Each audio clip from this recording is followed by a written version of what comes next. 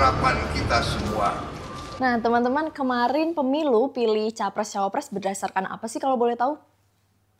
Bener banget, berdasarkan visi misinya. Nah, tapi ada salah satu visi misi dari pasangan Prabowo Gibran ini yang menarik banget karena punya 8 poin yang disebut 8 asta cita. Nah, kebetulan mereka ini juga terpilih menjadi presiden dan wakil presiden terpilih loh untuk periode 2024 sampai 2029. Tapi optimis nggak sih 8 poin tadi, ini 8 asta cita tadi bisa terwujud?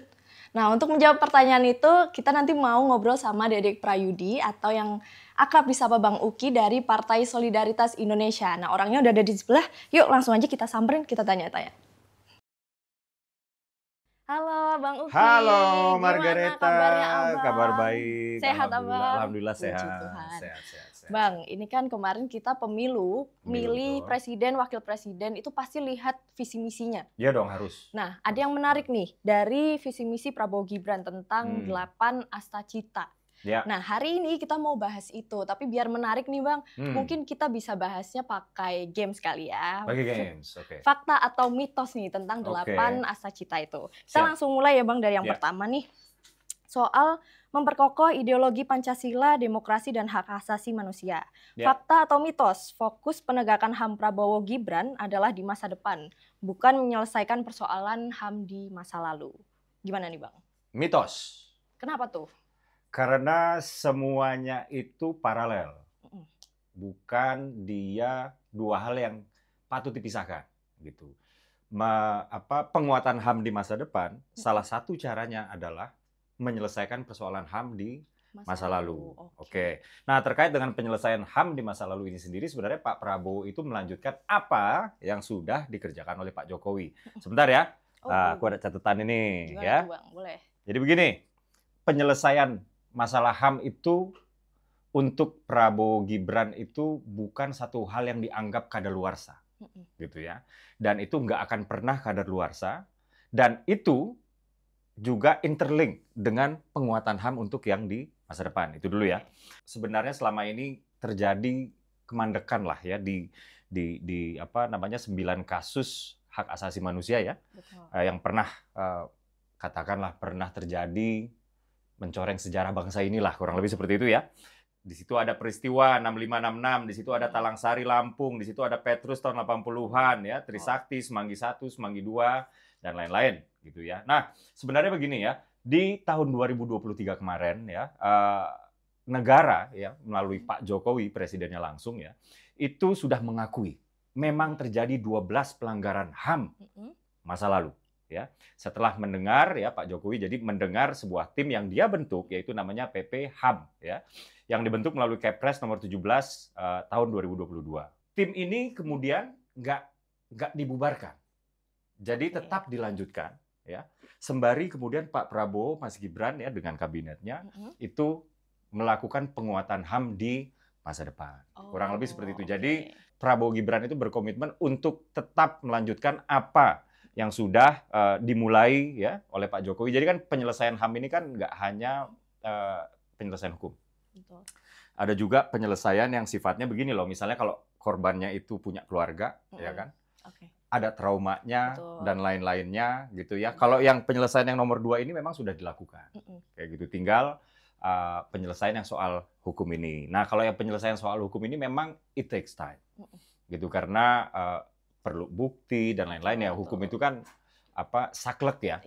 Artinya syaratnya harus ada 2 bukti kah, ini kah, itu kah, gitu harus ada saksi. Banyak stepnya ya, Bang. Banyak stepnya. Jadi hukum prosedural itu kan prosedurnya juga nggak bisa dilanggar. Betul. Nah, sementara pemulihan trauma si korban ini bisa dilakukan meanwhile yang ini masih berproses. Dan PP HAM ini kalau nggak salah nih, gua nggak lupa ya PP-nya itu apa. Pokoknya ada semacam kayak pencari faktanya gitu-gitulah ya.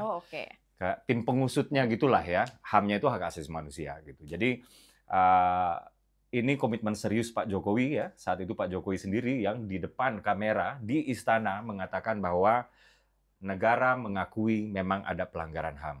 Pengakuan itu aja dulu gitu ya. Dari pengakuan tersebut maka negara wajib kemudian menyelesaikan pelanggaran-pelanggaran tersebut. Nah, penyelesaian itu jalurnya ada 2 yang tadi ya, secara legal maupun secara psikis, ya penyelesaian trauma-traumanya keluarga korban dan lain-lain. Kurang lebih sih seperti itu. Nah, kalau dibandingin sama era Pak Jokowi dengan Prabowo Gibran nih besok, ada perbedaannya nggak sih Bang? Soal apa? Soal ini, yang penegakan HAM ini. Begini, kalau yang namanya melanjutkan tentu ada perbedaannya. Ya, karena kayak yang namanya melanjutkan itu kan step-nya aja udah beda. Gitu. Misalnya Pak Jokowi dari 0 sampai ke kotak nomor 2 gitu ya. Sementara Pak Prabowo dari kotak nomor 3 ke kotak nomor 4, misalnya kayak begitu ya. Tapi satu hal yang pasti kayak begini, kalau gue sih meyakini ya, karena dalam penguatan HAM ini memang diperlukan leadership yang sangat kuat. Betul.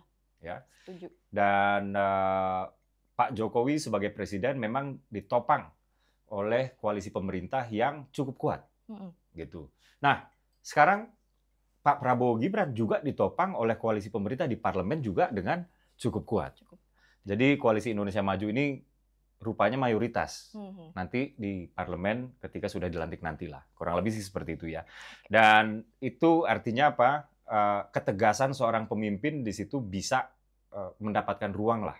Ya, untuk tersalurkan ke dalam kebijakan-kebijakannya, gitu. Jadi si pemimpin tersebut nggak tersandera karena kayak begini, kalau di politik itu kalau kita mau tegas kita harus punya leadership yang kuat. Betul. Kalau kita mau punya leadership yang kuat, maka kita memang harus punya pengikut yang banyak, pengikut dalam tanda kutip ya.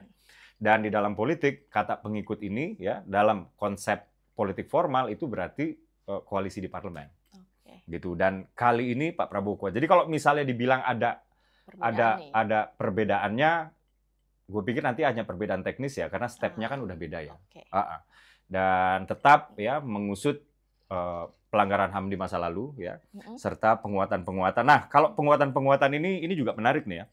Ini kaitannya dengan kalau di Astacita itu kan penguatan HAM sama demokrasi itu di dalam satu chapter yang sama, ya kan?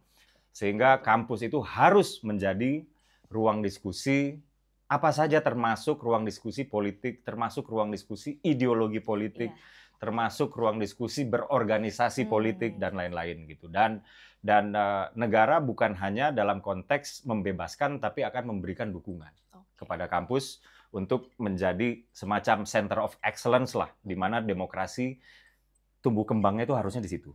Jadi gitu. Mungkin ini salah satu hal yang ingin diperbaiki juga ya buat Astacita ke depannya nih. Dari mulai adanya matkul-matkul baru di kuliah gitu ya Bang ya. Nah, kita lanjut nih Bang ke Astacita kedua. Soal ekonomi, memantapkan pertahanan dan keamanan negara, swasembada pangan, energi, air, ekonomi kreatif, ekonomi hijau, dan ekonomi biru. Fakta mitosnya, Pragrip akan fokus pada food estate dengan target minimal 4 juta hektar di 2029. Nah, ini fakta atau mitos nih Bang? Kalau kita merujuk kepada buku ini ya, Paradoks Indonesia ya, itu adalah sebuah fakta gitu kan. Tapi dalam implementasinya sendiri adalah betul ya bahwa food estate ini akan menjadi program unggulan untuk ketahanan pangan kita ya. Di tengah-tengah hantaman global warming, di tengah hantaman banyaknya katakanlah gagal panen ya di dunia ini ya, gara-gara global warming, maka di situ ada badai Katrina, inilah gelombang panas di mana gitu, sehingga ini mengganggu katakanlah perkebunan bukan hanya di Indonesia tapi juga di dunia gitu, sehingga dunia juga mengurangi ekspornya karena mereka butuh pasokan untuk kebutuhan di dalam negaranya sendiri, kebutuhan domestik, kurang lebih seperti itu ya. Dan India sudah pernah melakukan itu terkait dengan, kalau nggak salah saya, itu gandum atau beras gitu ya. Dan ini kan mengganggu rantai pasok dunia, artinya nanti harga harga impornya itu nanti tinggi kan, gitu. Nah, food estate terkait dengan lahannya mau dibuka berapa, gitu ya. Ini sebenarnya masih dibahas di DPR. Berarti belum fix ya Bang ya? Belum fix, tapi saya meyakini ya, sama kayak ini deh, sama kayak program makan bergizi gratis ya. Di sana kan sudah ditargetkan untuk sekian juta orang misalnya ya. Lalu dari sekian juta orang kalau dirata-ratakan harganya sekian, maka dibutuhkan pendanaan sekitar 400 triliun misalnya ya. Nah, setelah dikaji oleh tim dewan pakar di TKN, kalau langsung 400 triliun rasanya memang berat. Gitu. Akhirnya apa? 400 triliun ini bisa terwujud tapi dalam konteks implementasi program yang sequencing. Jadi di tahun pertama itu mungkin nggak langsung 100% yang 400 triliun itu, gitu. Baru 40% dulu, baru bertahap, gitu ya, bertahap, gitu. Nah, sama halnya dengan food estate ya. Artinya Pak Prabowo bercita-cita untuk menyediakan lahan sekian hektar untuk food estate, ya. Tapi prosesnya sekarang lagi dibahas di DPR. Dan saya sih meyakini ya, karena ini masih dibahas dan belum fix, saya sih meyakini ini adalah program yang juga implementasinya bertahap atau sequencing gitu. Oke. Nah Bang, tapi dengar-dengar ini banyak berita yang beredar soal food estate yang gagal. Nah itu sebenarnya gimana tuh Bang? Sebenarnya masih optimis nggak sih ini bisa tercapai gitu, bisa terrealisasi? Begini.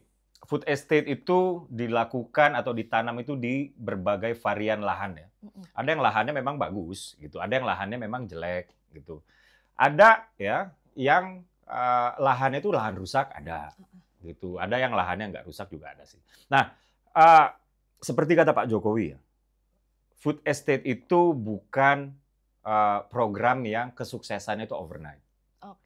Gitu. Jadi misalnya ditanam sekali gagal ya, ditanam kedua yang berhasilnya cuma 10%. Gitu. Ditanam yang ketiga bahkan sampai 7 kali tanam. Gitu. Jadi ada tempat yang sudah berhasil itu pun setelah 7 kali. Banyak trial and error-nya. Banyak trial and error. Nah, ya ini karena ini adalah sebuah program yang sangat visioner ya. Jadi memang kita nggak bisa berekspektasi bahwa tanam sekarang besok udah tumbuh kayak begitu loh, atau tanam sekarang hasilnya tahun depan gitu, nggak bisa kayak begitu. Berarti kuncinya harus sabar ya. Ya, memang ya sama lah. Saya pikir food estate ya sama dengan program makan bergizi gratis. Betul. Ini adalah program yang sangat visioner. Artinya kita nggak akan merasakan manfaatnya di eranya Pak Prabowo Gibran. Betul. Gitu. Kita akan bisa rasakan manfaatnya itu nanti. Ya, setelah mungkin 10-15 tahun ke depan, setelah kita berada di usia emas 2045, misalnya kayak begitu ya. So, melihat food estate itu nggak bisa melihat dan menilainya dan menghakiminya hanya dengan sekali tanam, 2 kali tanam, gitu. Gitu, kurang lebih, jadi harus sabar. Ya. Bisa didurasiin juga ya Bang? Betul, karena di situ ada proses, ini dari yang saya dengar ya, ini sangat teknis ya. Ada proses semacam merekayasa kadar apa di tanahnya gitu, dan itu takes time memang. Oke, next kita yang ketiga nih, Asta Cita ketiga. Yang penting nih Bang, soalnya mencakup masa depan Gen Z, generasi saya nih Bang. Menciptakan lapangan kerja berkualitas, mendorong kewirausahaan, mengembangkan industri kreatif, dan melanjutkan infrastruktur. Bang, ini fakta mitosnya 19 juta lapangan kerja dijanjikan bagi Gen Z. Fakta atau mitos nih Bang? Ini banyak banget nih. Fakta, tapi nggak hanya bagi Gen Z ya. Ya, cuman memang lapangan pekerjaan di situ kan ditulis lapangan pekerjaan yang berkualitas ya. Itu memang yang dimaksud dengan kualitas itu menyesuaikan dengan karakteristik pencari kerja. Gitu. Jadi begini. Di Indonesia itu ya, setiap tahun itu bertambah angkatan kerja itu 2 juta orang. Setiap tahun ya. Nah, kalau di eranya Pak Jokowi, karena pertambahan angkatan kerjanya belum seininya sekarang, itu 1 jutaan lah, gitu. 1 sampai 1,5 dan lain-lain. Tapi kalau sekarang udah 2 jutaan. Maka kalau mau mereka terserap, suka nggak suka, lapangan pekerjaan yang terbuka, kalau dulu Pak Jokowi kan menjanjikan 10 juta. Ya. Dan nyatanya di era Pak Jokowi semenjak beliau dilantik dan hari ini penganggurannya turun. Padahal angkatan kerjanya naik terus. Dan itu artinya lapangan pekerjaan berhasil dibuka. Gitu.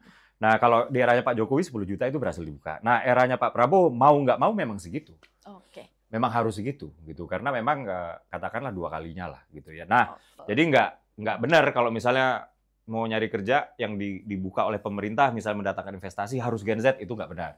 Cuman memang karakteristik pencari kerja itu memang kalau sekarang ini kan Gen Z ya. Nah, pernah ya suatu hari Mas Gibran itu lagi di sebuah pesantren di Banten kalau nggak salah ya.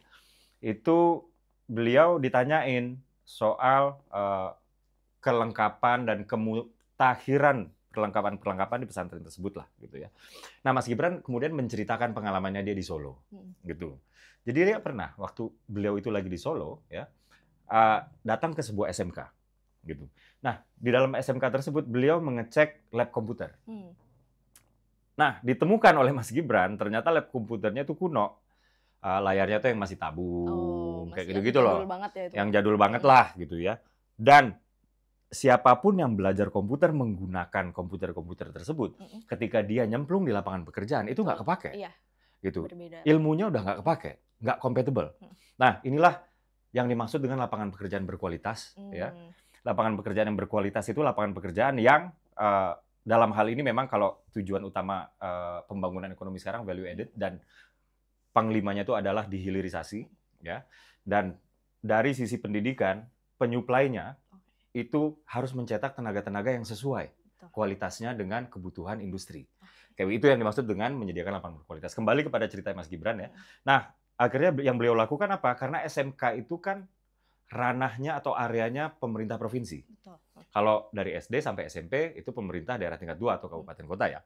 Tapi kalau SMK itu kan provinsi. Dan akhirnya APBD Solo kan nggak boleh keluar untuk SMK.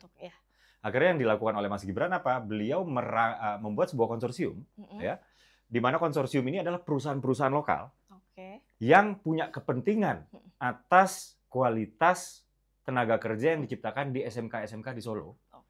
Sehingga setelah dirangkul, akhirnya perusahaan-perusahaan itulah yang mengupgrade komputernya. Kayak gitu loh. Nah, semangatnya itu semangat yang seperti ini. Artinya mencocokkan tadi loh, kualitas tenaga kerja yang dibutuhkan oleh industri dengan suplai tenaga kerja yang dicetak oleh dunia pendidikan.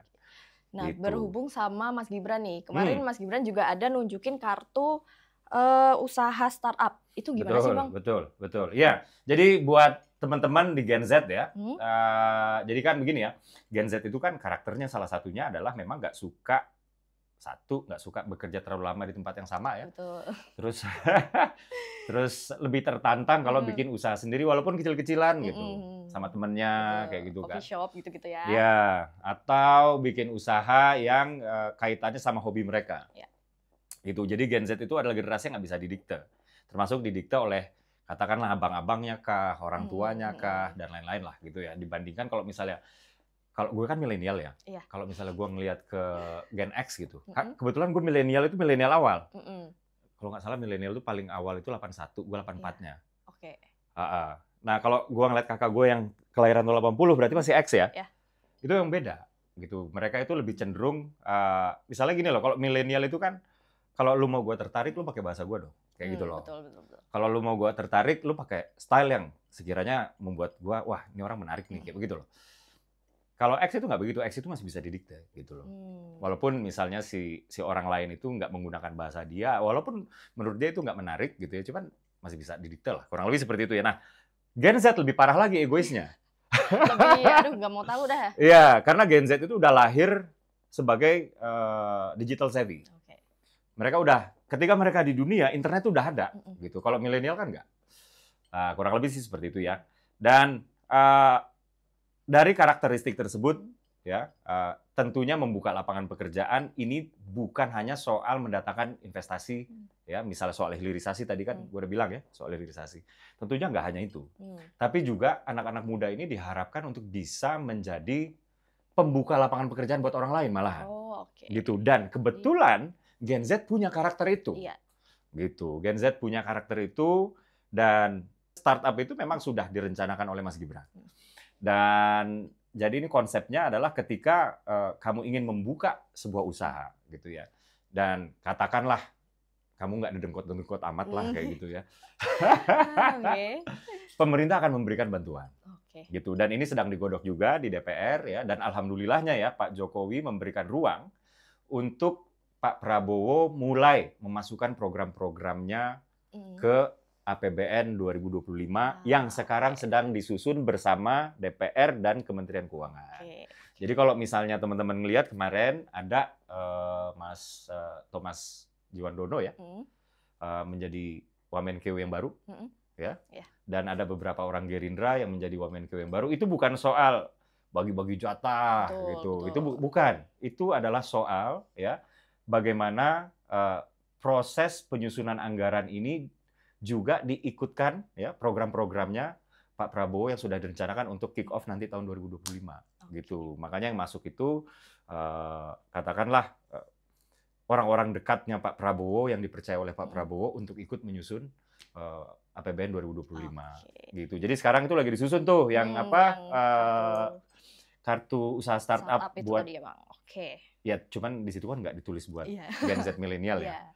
Cuman umumnya cuman mereka gitu ya. Yang disasar itu mereka. Nah, lanjut nih Bang, Asta Cita keempat. Soal pendidikan, kesehatan, kesetaraan gender dan disabilitas. Setiap pemilihan presiden dan wakil presiden, isu ini tuh jadi perhatian masyarakat nih karena sangat dekat dengan kita. Fakta atau mitos nih, lemahnya pendidikan di Indonesia terjadi akibat honor atau gaji guru yang rendah. Benar nggak tuh Bang? Fakta. Fakta ya? Oke. Tapi nggak hanya itu, gitu. Tapi bahwa itu menyumbang terhadap rendahnya kualitas pendidikan kita, ya salah satunya itu benar. Gitu. Dan nggak hanya guru ya, penegak hukum, polisi, hakim, itu juga. Begini ya, anggaran pendidikan kita tuh padahal udah 20%-an. 20% lah anggaran pendidikan kita ya. Tapi ya masih banyak guru-guru kita yang gajinya rendah. Atau bahkan guru-guru honorer di pelosok tuh masih ada loh yang terima 300.000 sebulan. 300 ya. Iya, sementara tugas mereka itu maha berat, yaitu mendidik gitu. Dan dunia pendidikan ini udah diberi mandat sebagai institusi yang membentuk karakter anak-anak Indonesia, kayak gitu ya. Dan Pak Prabowo menyadari itu kok. Pak Prabowo menyadari itu, dan justru ketika lagi debat itu menaikkan gaji itu seperti dibully loh dulu loh. Pak Prabowo ketika bilangnya saya mau naikin gaji ini, saya mau naikin gaji itu gitu. Malah digoreng habis-habisan. Malah digoreng habis-habisan, dibilangnya itu solusi yang males, ya kan, solusi gampang aja, solusi yang nggak mikir gitu. Padahal begini loh, logikanya aja deh. Kalau misalnya gaji guru serendah itu, ya, misalnya kita mau melamar pekerjaan gitu, ya dengan segala hormat buat kepada guru ya, kepada para guru ya. Mereka-mereka yang berkualitas jadinya enggan untuk menjadi guru. Betul. Gitu ya. Atau misalnya mereka sudah masuk, tapi kemudian kehidupan mereka ibaratnya morat-marit gitu ya, akhirnya kualitas mereka yang sebenarnya udah bagus pun juga nggak bisa tertranslate menjadi performa yang bagus di sekolah-sekolah. Kalau misalnya mereka terganggu dengan urusan-urusan domestiknya yang ya gitulah, mungkin morat-marit. Berarti fakta ya itu tadi Bang. Itu fakta. Nah itu tadi saya juga baca si Prabowo Gibran ini juga mau memberikan sekitar 10.000 beasiswa untuk pelajar. Nah ini gimana sih Bang? Optimis nggak sih sebenarnya? Ya sangat optimis lah, sangat optimis. Duitnya ada kok. Gitu. Kenapa saya bilang ada? Begini, nah ini semoga ini bisa terjadi bener ya. Jadi kita itu pernah ngoprek-ngoprek ya APBN, gitu. Kita oprek-oprek APBN, kita oprek-oprek anggaran pendidikan ya. Ternyata banyak dari anggaran pendidikan kita itu larinya ternyata bukan ke sekolah-sekolah dan universitas. Kemana dia larinya? Ternyata banyak anggaran pendidikan gitu, kita itu yang larinya ke ASN dan PNS ini training-training di hotel-hotel berbintang di luar kota. Itu pakai anggaran pendidikan. Dan ini item-itemnya apa aja yang dibayarin? Pertama, transport luar kota, antar kota ya. Transport dalam kota, ya kan, dari bandara mereka kan harus ke hotel misalnya ya. Terus yang ketiga uang saku mereka. Yang keempat sewa ruang meeting hotel. Yang kelima adalah sewa kamar. Misalnya kayak itu, ini udah 5 item per orang. Kayak gitu, bayangkan kalau misalnya pesertanya banyak ya, dan ini semua dibayarkan menggunakan anggaran pendidikan. Gitu. Dan inilah inefisiensi yang sedang katakanlah dipelototin oleh Pak Prabowo ya, dan ada orangnya Pak Prabowo di lingkup Kemenkeu, yaitu Pak Wamenkeu ya. Ini kita berharap ya, walaupun ini belum final, cuma kita berharap ini yang seperti ini nih, di inefisiensi seperti ini betul bisa disisir lah, gitu. Karena gue pernah bertanya kan ke Bang Daniel. Bang Daniel ini staf susnya Pak Prabowo kan. Bang, ini mau program kita banyak banget, nanti mau nambah utang nih, jangan-jangan bener nih isu-isunya nih, kayak begitu kan. Gimana tuh? Terus Bang Daniel bilang, loh ya enggak lah, gini. Yang pertama yang kita tingkatin dulu pendapatan. Cara yang kedua adalah kita potong inefisiensi. Nah, salah satu inefisiensi itu adalah ini. Dan itu kaitannya dengan dunia pendidikan. Artinya kan anggaran pendidikan itu nggak boleh dipotong kurang dari 20%, karena itu udah mandatnya konstitusi. Artinya harus disalurkan ke pendidikan lagi. Gitu. Dan salah satunya adalah gaji guru, beasiswa, okay. dan lain-lain. Difokusin ke situ ya, Bang? Fokus ke sana. Oke, next. Asta cita kelima, soal hilirisasi dan industrialisasi untuk kepentingan dalam negeri. Yes. Ini fakta mitos, Indonesia yang kaya menjadi tidak bernilai nih, Bang, karena terus mengekspor barang mentah. Nah, ini gimana nih, Bang? Fakta atau mitos? Fakta. Oke. Fakta.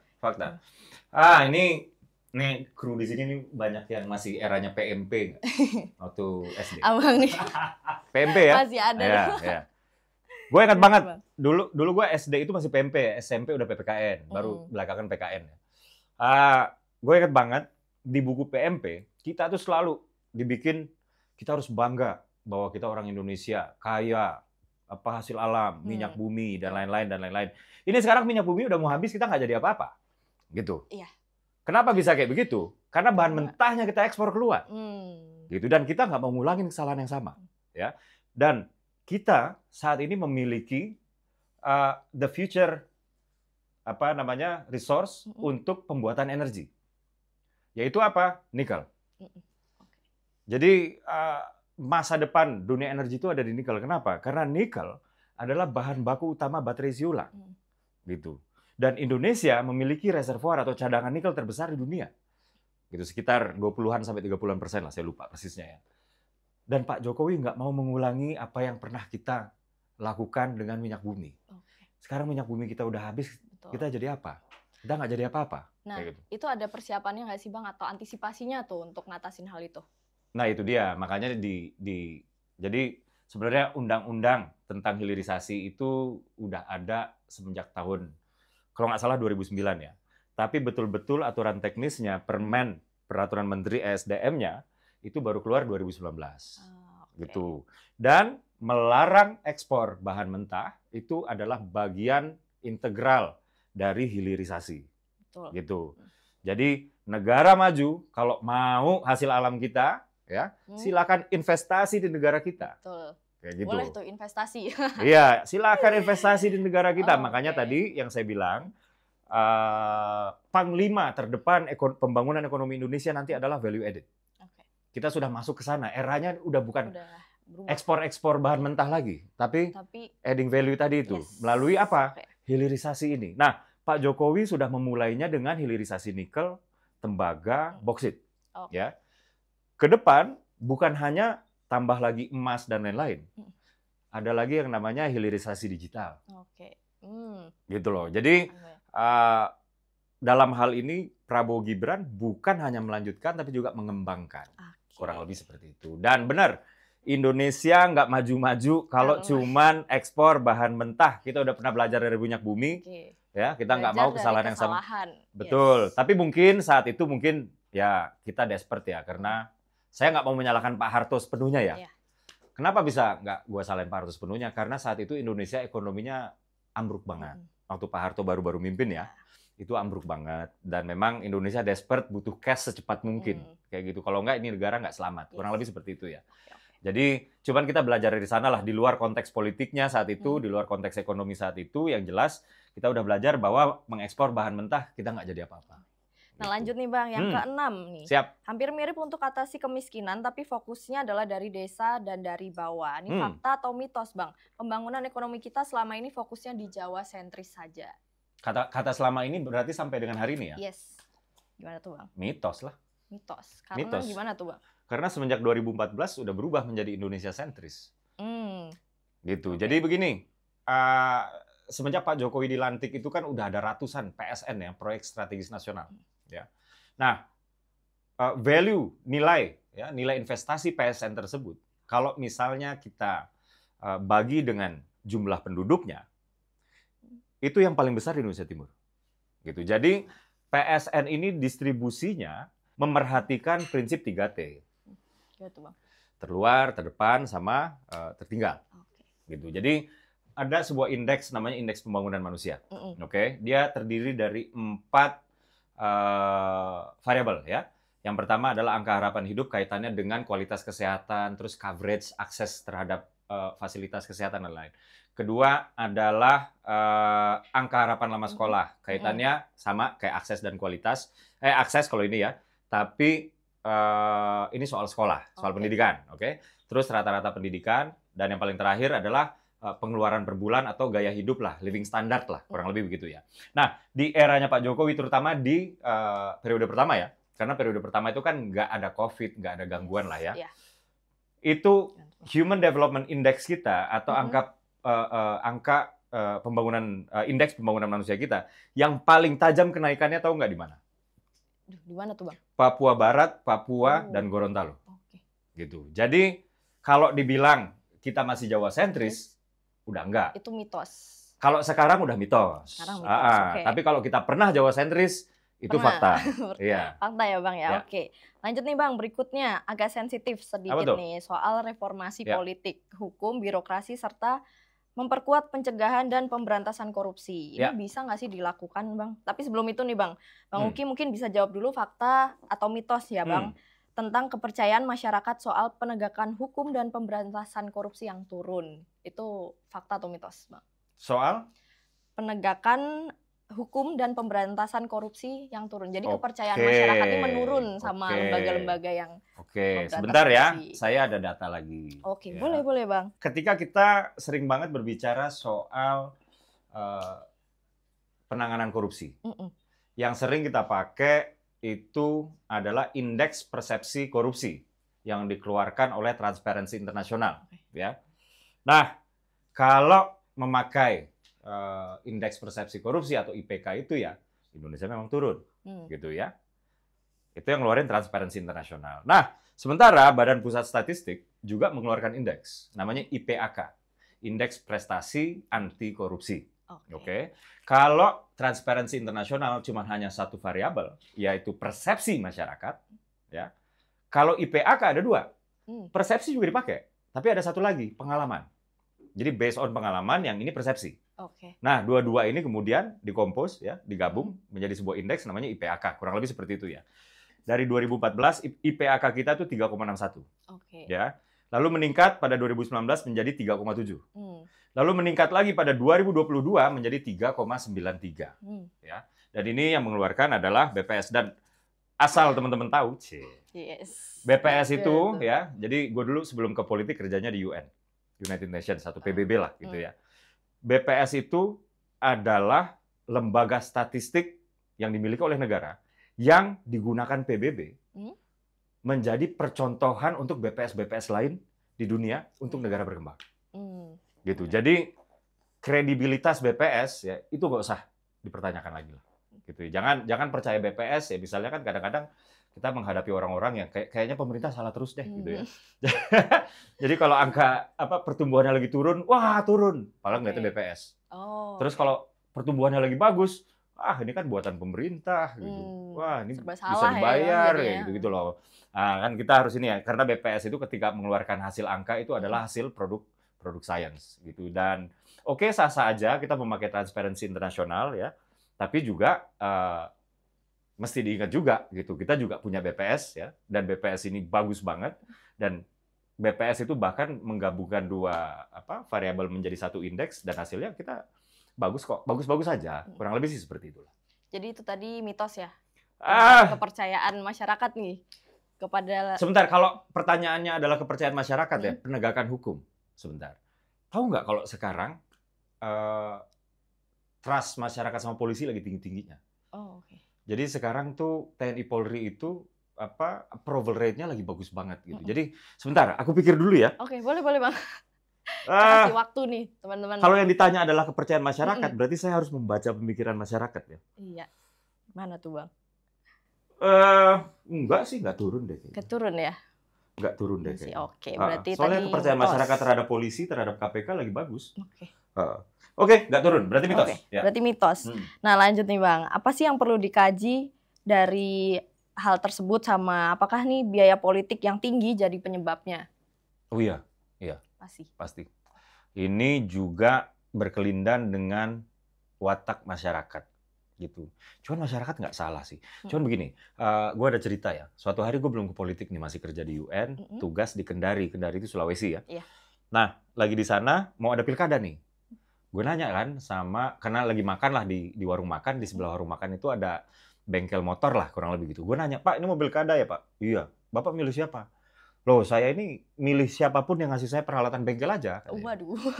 Terus kan saya mikir kan, wah Bapak ini logikanya keliru nih, kayak gitu kan. Coba saya benerin, Pak. Tapi kalau yang Bapak pilih itu menang, nanti yang dipikirkan itu ketika dia menang bukan Bapak, tapi gimana cara balikin modal, bisa aja korupsi, bla bla bla gitu. Ceramahnya orang kota biasanya begitu ya. Kita merasa kita udah paling benar berpendidikan kayak gitu. Ternyata balasan beliau itu sangat menohok. Beliau bilang, loh ya nggak apa-apa, setidaknya saya dipikirin setahun sekali daripada nggak sama sekali. Artinya mereka udah nggak punya trust sama politisi. Dan inilah yang membuat biaya politik itu mahal. Terutama buat para anak muda yang nggak punya duit. Anak muda mau masuk politik, dihadapkan ya sama publik yang udah nggak punya trust sama politisi. Tewas kita. Kayak gitu. Jadi benar, biaya politik itu mahal. Dan akhirnya sama-sama pragmatis. Gitu. Jadi si politisinya juga, aduh, gua kalau nggak ngasih duit, nggak dibukain pintu, ya kan? Nggak dipilih. Dan akhirnya supaya dia dipilih dan lain-lain, akhirnya mahal. Mau ya Bang ya.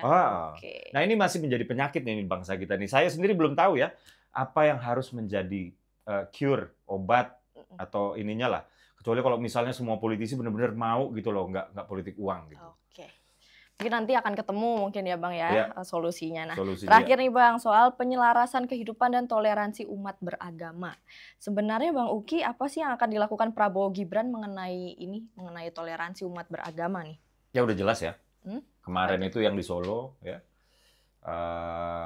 ada semacam bazar ya, atau semacam apa ya, kayak food stall gitu ya untuk makanan-makanan yang non halal, gitu kan. Yang sempat diganggu-ganggu lah sama kelompok-kelompok yang menurut saya intoleran, dan di situ Mas Gibran langsung pasang badan kok, kayak gitu ya. Dan Pak Prabowo sendiri juga merupakan seseorang yang lahir di keluarga yang sudah diverse sekali, gitu. Yang ya bisa dibilang di dalam anggota keluarganya si A agamanya apa, si B agamanya apa, si C agamanya apa gitu. Walaupun Pak Prabowo sendiri adalah seorang Muslim yang ya cukup nasionalis religius lah. Dan ini menjadikan penegakan toleransi ya di antara kelompok masyarakat ini bukan berada di tataran prosedural aja buat Pak Prabowo Gibran. Gitu. Tapi ini sudah berada di tataran nilai pokok yang memang harus dianut oleh setiap orang sih. Kayak gitu. Jadi ini suatu yang sangat-sangat serius ya. Dan ada sih satu hal yang mau gue bocorin, cuma nanti aja deh, nggak enak. Nanti aja di belakang kamera nih teman-teman. Iya, nanti di belakang kamera. Kita ngobrol-ngobrol lagi ya Bang. Siap. Nah tadi kita udah banyak banget ngelurusin tentang 8 asacita. Tadi kita juga udah ngomongin tentang Prabowo Gibran. Nah ini kita mau ngomongin tim di belakangnya nih yang bikin penasaran nih, koalisi Bang. Yang ada di pemerintahan Prabowo Gibran ini perannya seperti apa sih? Ya kan koalisi Indonesia Maju itu kan kemudian turun menjadi TKN ya. Jadi yang berkoalisi itu partainya, tim kerjanya namanya TKN, tim kampanye nasional gitu. Nah, tim kampanye nasional ini dipimpin oleh Bang Rosan. Dan iya, kita kalau gue sendiri misalnya, jadi TKN itu ada TKN A Alfa, B Bravo, C D E F, F itu Fanta, Fanta itu untuk anak muda, G itu golf buat relawan. Jadi ada 7 tim. Alfa itu untuk teritorial, B itu Bravo untuk komunikasi. Gue lupa persisnya ya, karena kita TKN itu kan bisa dibilang udah menang ya. Betul. Jadi udah jarang ini lagi ya. Kecuali kita ngomongin pilkada itu ngumpul-ngumpul lagi. Iya, gitu. Itu nanti akan ada lagi. Iya. Nah, yang jelas sih TKN itu betul-betul berupaya keras ya untuk memenangkan Pak Prabowo Gibran dengan cara yang sangat sistemik ya. Tim komunikasinya aja keren banget ya. Tapi bukan hanya itu, kita juga memang menyesuaikan diri dengan gayanya Pak Prabowo sendiri, menyesuaikan diri dengan gayanya Mas Gibran sendiri. Misalnya Pak Prabowo yang suka joget-joget gitu kan. Oh iya, Pak Prabowo suka joget-joget. Gitu kan. Lagi joget-joget itu rame di TikTok tohnya. Oh, Pak Prabowo gemoy gitu. Nah, akhirnya kan sama TKN kata gemoy ini kita adopsi menjadi reputasi politiknya Pak Prabowo. Misalnya kayak begitu loh. Nah, sama halnya dengan Mas Gibran, ketika kita ketemu dengan Mas Gibran, beliau itu pesannya jangan nyerang, jangan caci, jangan maki, apalagi fitnah. Kayak gitu. Jadi kita memang sudah diinstruksikan nggak boleh nyerang. Jadi kalau misalnya teman-teman ngelihat Dedek Uki Prayudi di TV lagi dikeroyok, ya, kadang-kadang saya nahan diri gitu. Kata Mas Gibran nggak boleh Tahan. nyerang, nggak boleh nyerang. Karena memang instruksinya kayak begitu. Gitu. Jadi kita bekerja super keras, ya. Kita bekerja super keras untuk kemenangan Pak Prabowo Gibran. Dan Prabowo Gibran ini kan bukan hanya soal keberlanjutan, tapi juga soal rekonsiliasi, ya. Dan di sana bukan hanya mukanya Pak Prabowo dan Mas Gibran, di sana ada mukanya Pak Jokowi juga artinya. Gitu. Karena suka nggak suka, ya, selama musim kampanye kemarin, mereka itu menyerang Pak Prabowo melalui serangan mereka ke Pak Jokowi. Nah, kurang lebih seperti itu ya. Jadi tugas kita maha berat saat itu ya, alhamdulillah kita berhasil. Gitu. Nah terakhir nih Siap. Bang, pesan untuk Gen Z nih buat teman-teman yang nonton di rumah. Ya. Apa nih Bang? Pesan buat Gen Z ya, kalian tuh harus optimis ya, bahwa kalian kali ini ya adalah atau dianggap sekarang bukan hanya sebagai objek politik yang pasif. Oke? Kalian itu sudah dilihat atau sudah dianggap lah gitu ya sebagai subjek politik yang aktif. Artinya you guys matter untuk arah kebijakan kita nantinya. Gitu. Jadi gue tahu kalau misalnya menurut literatur ya, concernnya Gen Z itu adalah job security, ya, terus environment dalam hal ini climate change, gitu-gitu ya. Dan kalian juga terancam menjadi sandwich generation, kan? Iya. Dan kita di dunia politik paham betul kok masalahnya teman-teman di Gen Z, gitu. Dan kita ya apa sih gunanya kita berada di politik kalau bukan untuk membawa better life lah buat teman-teman. Setuju banget. Abang terima kasih banyak atas waktunya, atas ngobrol-ngobrolnya kita. Udah bahas 8 Asta Cita. Nanti kita tunggu gimana eksekusinya di pemerintahan Pak Prabowo Gibran. Siap. That's all for today. Thank you. Bye. Thank you.